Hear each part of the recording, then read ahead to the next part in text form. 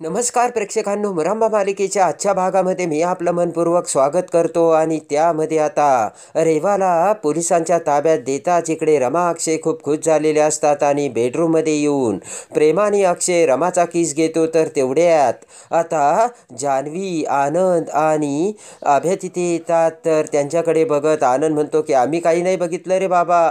तर आता जान्हवी म्हणते की काय म्हणताय लव बर्ड्स, करा करा, इतक्या दिवसांनी तुम्हाला मनमोकळा असा वेळ मिळाला ना, तेव्हा तुमचा तरी काय दोष आणि एन्जॉय करा असे म्हणत जान्हवी हसू लागते. आणि लगेचच आभ्याकडे आणि आनंदकडे बघत अक्षय म्हणतो की अरे तुम्ही सगळे काय झालंय. तर आता लगेचच आभ्या हा रमाकडे बघतो आणि लगेचच रमाकडे बघत उठभाषा काढू लागतो. तेव्हा आता रमा म्हणते की दादा काय झालंय. आणि आता उठाभाषा काढत आभ्या म्हणतो की आय एम सॉरी रमा, मी तुला ओळखण्यात चुकलो. तर रमा म्हणते की आता पस्तावा कशाला करता दादा.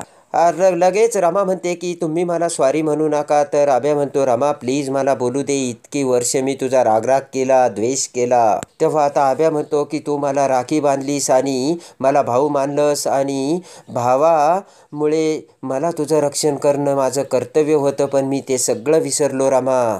तेव्हा आता आभ्या म्हणतो की मी तुझं रक्षण करायला हवं होतं, पण मला कळलंच नाही. रमा म्हणते की दादा तुम्हाला माहितीच नव्हतं काय घडत होतं, तर तुम्ही सुद्धा काय करू शकत होता. तेव्हा तुम्ही आता स्वतःला अशी शिक्षा करून घेऊ नका असे रमा आता अभ्याला बोलते. आणि रमा म्हणते की असं कोणी लिहून ठेवलं का बहिणीने भावाचं रक्षण करायचं नाही म्हणून. तेव्हा आता रमा म्हणते की दादा तुमच्यासारखा भाऊ अख्ख्या जगात नाहीये, आणि जशी भावाची बहिणीचे रक्षण करण्याची जबाबदारी असते तशी बहिणीची सुद्धा भावाचे रक्षण करण्याची जबाबदारी असते दादा. रमा आता अभ्याला उठावाया सांगते आणि म्हणते की दादा तुम्ही मला वचन द्या, इथून पुढे तुम्ही कधीच दुःखात राहणार नाही. ते ऐकून आता आनंद म्हणतो की रमा तू अगदी बरोबर बोललीस, बरं चला तुम्ही आता आराम करा, आम्ही निघतो असे आनंद आता रमा अक्षयकडे बघत बोलतो. आणि आता सगळेजण जाऊ लागताच आता रमा म्हणते की थांबा. तर सगळेजण रमाकडे बघतात. रमा म्हणते की मला थोडंसं बोलायचंय. तेव्हा आता आनंद म्हणतो की अगं सगळेच घरी आहे, तेव्हा आपण संध्याकाळी निवांत बोलूयात ना. तर आता आनंद म्हणतो की संध्याकाळी आपण फ्री आहोत ना, तेव्हा तुम्ही आता आराम करा.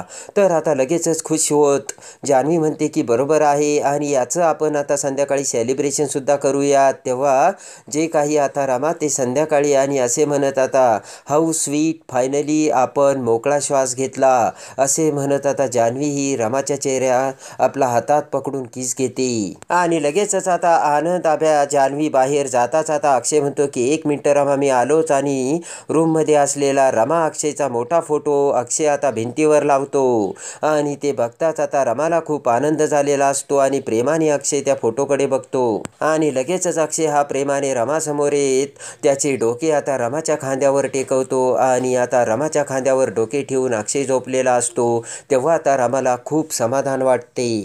आणि आता तेवढ्यातच आता रमाच्या डोळ्यात ते अक्षयचे प्रेम बघून पाणी आलेलं असतं आणि अक्षय रमाच्या खांद्यावर झोपलेला असतो. आणि त्याच वेळेस आता दरवाजा उघडून शशिकांत हा रमा अक्षयला बघतो. आणि लगेचच आता शशिकांत हा पस्तावा करत तिथे आलेला असतो. शशिकांतच्या हातात आता वाघाची खेळणी असते. आणि लगेचच शशिकांत म्हणतो की खरंच बछड्या तू वाघ निघाला, मी तुला चुकीचं समजत होतो. आणि रमासुद्धा खरी वाघीण निघाली. आणि शशिकांत तसाच माघारी आता त्यांच्याकडे बघत निघून जातो. दुसऱ्या दिवशी सकाळी आता अक्षय उठून आता रमा आणि सगळ्यांसाठी कॉफी करतो. तर आता रमा बाहेर आलेली नसते आणि रमा तिचे कपडे आवरत असते. अक्षय कॉफी घेऊन तिथे येत म्हणतो की काय रमा कुठे होतीस. अगं मी तुला सगळीकडे शोधतो आणि इथे का बसलीस. तर आता तो चहाचा कप अक्षय आता रमाकडे देतो आणि म्हणतो की चल चहा घे आणि खाली ये लवकर, सगळेजण तुझी वाट बघतायत. रमा म्हणते की तुम्ही व्हा मी आलेच. आणि अक्षय ठीक आहे असे म्हणत खाली जातो. तर इकडे रमा अक्षयकडे बघत विचार करते की मला माहिती आहे माझ्या येण्याने तुम्हाला सगळ्यांना खूप आनंद झाला आहे, तुमच्या वागण्यातून ते मला कळतंय देखील, पण मला असं वाटतंय की जेव्हापासून मी या घरात आले ना तेव्हा मात्र कुणाकुणाला तरी खुपतंय. आजही मला या घरात ते स्थान नाहीये आणि तो मान नाहीये असा आता रमा विचार करते. आणि कदाचित तो मान मला कधी मिळणारही नाही जो रेवाला मिळत होता असे आता रमा ही अक्षयकडे बघत विचार करते. रमा विचार करते की या घरात राहून देखील मी आजीचं मन नाही जिंकू शकले. त्यांना जसं आवडतं तसं मी कधीच राहू नाही शकले. रमा म्हणते की मला कळतच नाहीये मी काय करू, तेव्हा तुम्ही मला समजून घ्या अशी मी अपेक्षा करते. आणि आता रमा तिचे कपडे बॅगमध्ये भरते आणि रमा ती बॅग खाली घेऊन येते. तर अक्षय म्हणतो की बरं झालं रमा तू तुझे कपडे खाली आणलेस. आणि आता ती बॅग घेऊन अक्षय रमाला खाली आणतो. आणि आता लगेचच आता रमाकांत आनंद बाहेर आलेले असतात. तर रमा त्यांना थांबवत म्हणते की थांबा मला तुमच्याशी बोलायचंय. आणि कुठेच दुसरे अजून बाकीचे. तेव्हा आता कुठेच दुसरे म्हणजे अक्षय म्हणतो की अभ्या वर असेल, आई आजी तिच्या बेडरूममध्ये असेल. तर रमा म्हणते मला काहीतरी बोलायचंय. रमा म्हणते की मी सगळे काही प्रयत्न केले पण मी सगळ्यांच्या मनात प्रेम निर्माण नाही करू शकले. तर आता अक्षय म्हणतो काय बोलतेस रमा. तर रमा म्हणते की नाही यामध्ये तुमचा दोष नाही. तेव्हा आता आनंद, सीमा, रमाकांत सगळे ते रमाचे बोलणे ऐकत असतात. रमा म्हणते ती माझी जबाबदारी होती आणि ती जबाबदारी मी पार नाही पाडू शकली. रडतच रमा म्हणते की रेवा या घरातून गेलीये आणि या घरावरचं मोठं संकट टळलं. पण आता माझ्यामुळे या घरात अडचण येऊ नये एवढीच माझी इच्छा असल्याचे रमा सगळ्यांना सांगते. सगळेजण आता रमाकडे बघू लागतात. रडतच रमा म्हणते की मी जर या घरात राहिले तर कुणाला नाही आवडणार. आई आजी, शशिकांत, मुकादम यांना मी नाही आवडत आणि मी या घरात राहिले तर पुन्हा वादच होत राहणार असे आता रमा सगळ्यांना सांगते. रमा म्हणते की आणि आता मला या घरात फक्त आनंद हवा आहे आणि त्यासाठी मी एक निर्णय घेतला. तेव्हा आता म्हणून मी हे घर सोडून जाते असे रमा सगळ्यांना सांगताच सगळ्यांना मोठा धक्का बसलेला असतो. तेव्हा आता सीमा म्हणते की काय बोलतेस रमा, तुला तरी कळतंय का. तर आता रमा म्हणते आई माझा निर्णय झालाय आणि मी आता जाते पण हे इथेच राहणार. रमा म्हणते की मला हे घर तोडायचं नाहीये आणि माझी एवढीच इच्छा आहे की या घरातील लोकांनी सगळ्यांनी आनंदी राहावं आणि हेही इथेच राहतील आणि त्यांची जर इच्छा असेल तर ते मला येऊन भेटतील. तेव्हा आता अक्षय रमाकडे बघतो. तेव्हा आता सीमा म्हणते की रमा हे सगळं होईल पण माझं काय, या घरातल्या लोकांचं काय. रमाकांत आनंद म्हणतो की रमा आम्ही तुझ्याशिवाय कसं राहू शकणार, आम्हाला तरी करमेल का. तर आब्या तेवढ्यात खाली आलेला असतो. सीमा म्हणते की बघितलं का रमा सगळेजण तुला किती जीव लावतात ते. तेव्हा आता लगेचच सीमा म्हणते की बघितलं का रमा. तर आता रमा म्हणते की तुम्ही सगळ्यांनी मला जीव लावलं, प्रेम दिलं पण तसं सगळ्यांच्या मनात नाहीये ना. रमा रडतच म्हणते की एकाच्या मनात जरी प्रेम नसलं तर आई प्रॉब्लेमच आहे ना. रमा म्हणते की तेव्हा मी इथे नाही राहू शकत कारण मी जर इथे राहिले तर पुन्हा तेच होणार, तेच भांडणं आणि तेच रागाचे बोलणे. रडतच रमा म्हणते की मी येईन ना तुम्हाला भेटायला. जसे मुली आपल्या माहेरी जातात तसेच मी सुद्धा इकडे येऊन तुम्हाला भेटायला येत जाईल. तेव्हा प्लीज तुम्ही मला समजून घ्या असे आता रमा सगळ्यांना सांगते. आणि प्रेमाने रमाने आता अक्षयचा हात आपल्या हातात घेतलेला असतो. सगळेजण आता रमाकडे बघत असतात. रमा म्हणते की तुम्ही तरी मला समजून घ्या. तर आता अक्षय म्हणतो नाही समजून घेऊ शकत आणि रमा तुझं काय चाललंय तेच काही कळत नाही आणि नाही समजून घ्या मला असं आता आग्रह करून लंगडतच रमा तिची बॅग घेऊन, कपड्याची बॅग घेऊन आता रमा जाऊ लागते. तेवढ्यात पाठीमागून आई आजी तिथे येत म्हणते की रमा थांब.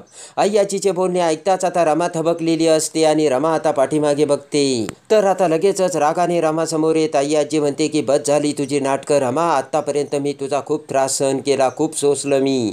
तर लगेचच रमा हात जोडून म्हणते की आई आजी त्यासाठी मी तुमची माफी मागते. आई आजी म्हणते की यापुढे तुझं हे वागणं मी सहन करणार नाही आणि आता तुला माझं ऐकावंच लागेल.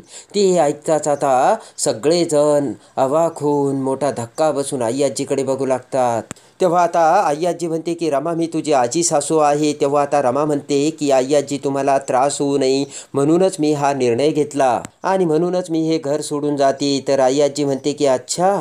आई आजी म्हणते की ती जाते पण अर्थाकडे कोण बघणार आणि या घरात जे वाद होत आहेत, जे तंटे होत आहेत ते कोण सोडवणार आणि मग माझं हे घर आणि मुकादमांचा बिझनेस कोण सांभाळणार. आई आजीचे ते बोलणे ऐकून सगळेजण टकमक एकमेकांकडे बघू लागतात आणि रमाला देखील मोठा धक्का बसलेला असतो. आई आजी म्हणते की रमा तू आता तुझा निर्णय दिला, आता माझा निर्णय ऐक. इथून पुढे हे माझं मुकादमाचं घर, माझा बिझनेस सगळं काही तू सांभाळायचंय. ते ऐकून आता रमाला मोठा धक्का बसलेला असतो. असे म्हणत लगेचच आई आजीने आता घराच्या चाव्या आणि कंपनीच्या चाव्या आता रमाच्या हातात दिलेल्या असतात. तेव्हा आता रमा म्हणते की आई आजी मी एवढं नाही सांभाळू शकत. तर आई आजी म्हणते की विषय संपला. तेव्हा आता आई आजी म्हणते की सीमा, तू जरी माझी सून असली तरी मी ही जबाबदारी तुझ्यावर नाही सोपू शकत. आई आजी म्हणते की ना, ती जबाबदारी मी जान्हवीला देऊ शकत, कारण मला माहिती आहे की माझ्यानंतर मुकादमाचा बिझनेस आणि मुकादमाचं घर सांभाळण्याची कॅपॅसिटी फक्त माझ्या रमामध्ये आहे. ते आई आजीचे बोलणे ऐकताच रमाला मोठा धक्का बसलेला असतो आणि ते ऐकताच आता सीमा म्हणते की मला तुमचा निर्णय ऐकून आई आजी खूप आनंद झालाय आणि मी खूप खुश आहे. तेव्हा आता आई आजी सीमाला म्हणते की आनंद होतोय ना तुला, मग सांग तुझ्या सुनेला मुकाट्याने घरात बसून राहा म्हणून. तेव्हा आता सीमा म्हणते की सांगते ना, आणि आईची सुद्धा हीच इच्छा आहे की तू हे घर सोडून जाऊ नये आणि तू इथेच राहावं. तर आता लगेचच पाठीमागून शशिकांत तिथे येत म्हणतो की आणि माझी ही इच्छा आहे, तू इथेच राहावं रमा, असे म्हणत शशिकांत आता रमाला हात जोडतो. तेव्हा आता शशिकांत म्हणतो की रमा मला माफ कर. तर आता अक्षय म्हणतो की तुम्ही माफी मागण्याच्या लायकीचेच नाहीयेत, कारण आतापर्यंत तुम्ही घराचा आणि घरातल्या माणसांचा कधी विचारच केला नाही. तेव्हा आता शशिकांत म्हणतो की अक्षय प्लीज असं बोलू नकोस. हात जोडतच शशिकांत म्हणतो की मला माझ्या चुकांचा खूप पश्चाताप होतो आणि मी रामासमोर हात जोडतो, वाटलंच तर पायाही पडतो, असे म्हणत शशिकांत पाया पडू लागतो. तर रमा म्हणते नाही नाही. तर आता रमा म्हणते की तुम्ही माफी मागावी आणि पाया पडावं असं आम्हाला कुणालाच वाटत नाही. रमा म्हणते की पण तुम्ही एवढ्या काही गोष्टी केल्या ना, ते एवढ्या सहजासहजी कुणीही विसरू नाही शकणार. शशिकांत म्हणतो की बरोबर आहे रमा तुझं. शशिकांत म्हणतो की बरोबर आहे रमा तुझं, पण मला माफ कर, मी तुझा सासरा आहे. तेव्हा आता शशिकांत म्हणतो की सासरा हा बापासारखा असतो. तर आता रमा म्हणते की बरोबर आहे तुमचं, माझे बाबा या जगात नाहीयेत. लग्न करून रमा म्हणते मी जेव्हा या घरात आले होते तेव्हा याच अपेक्षेने आले होते की तुमच्या रूपात मला माझे बाबा परत मिळतील. आणि रमाचे ते बोलणे ऐकताच आता शशिकांत हा हाय मोकलून रडू लागतो. तर आता रडतच रमा म्हणते की तुम्हाला खरंच हे मनापासून वाटतंय का. तर शशिकांत हात जोडत म्हणतो की हो, खरंच मनापासून वाटतंय आणि त्यासाठी मी मनापासून तुझी माफी मागतोय रमा, अशी शशिकांत रमाला बोलतो. तर आता रमा म्हणते की मग ठीक आहे, त्यासाठी तुम्हाला काही गोष्टी कराव्या लागतील.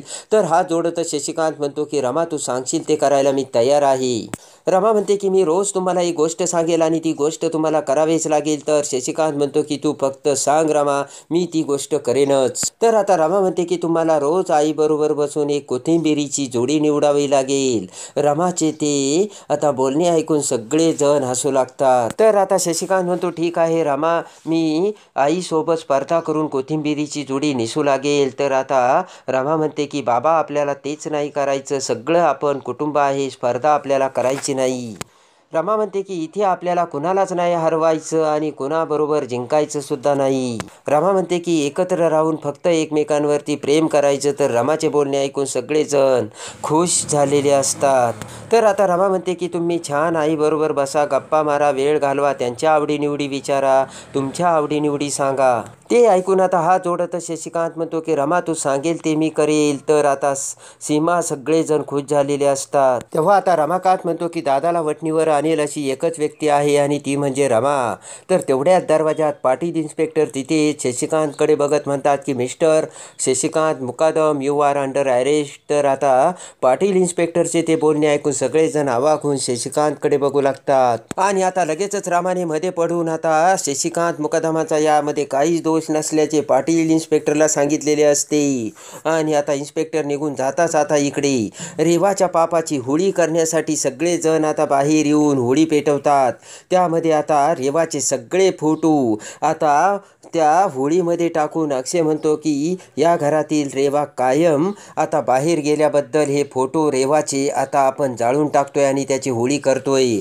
तर लगेचच आता आई आजीने रेवाचे फोटो आणून अजून फोटो त्यामध्ये टाकलेले असतात आणि म्हणते की हे माझ्या अक्षयला मारण्याचा प्रयत्न केल्याबद्दल आणि माझ्या आरतीला मारल्याबद्दल असे म्हणत आता अभ्याने देखील रेवाचा फोटो त्या होळीमध्ये टाकलेला असतो. आणि आता लगेचच अक्षय आणि रमा दोघेही एकमेकांना हात लावून ती होळी पेटवतात आणि आता या रेवाची सावली देखील आम्हाला घरावर पडू द्यायची नाही असे सांगताच आता रमा अक्षयने ती होळी पेटवलेली असते आणि खऱ्या अर्थाने रमा अक्षय एकत्र झालेले असतात.